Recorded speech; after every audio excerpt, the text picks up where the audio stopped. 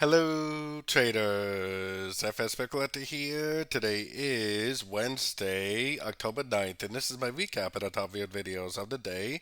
And the Euro US dollar came in number one today, so we're going to do a quick recap on the 1 hour time frame.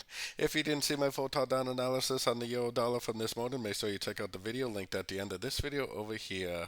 But first, don't forget to check out my website, FXPipCollector.com, if you'd like to get access to my swing trade signals, my daily members only live streams on Zoom, and my 34 video trading course.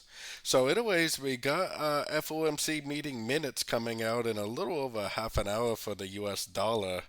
I'm not sure if it's going to be tonight's FOMC or if it's tomorrow's CPI news, but I think the dollar needs to go down for a wave 2, which means that this is likely to go up and start a correction, probably a correction to this whole move right here.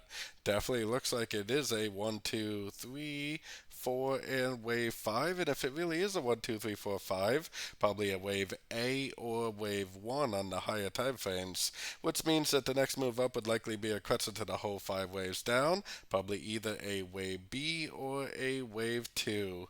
Like I said, I would expect that tonight's FOMC could probably do this, make this move up with the breaker structure, but it actually could possibly wait until tomorrow's CPI news. Now, looking at the news calendar, like I said, we got a meeting minutes in a little while. Depending on what the notes say, I guess depends on whether the market's going to move dramatically or not.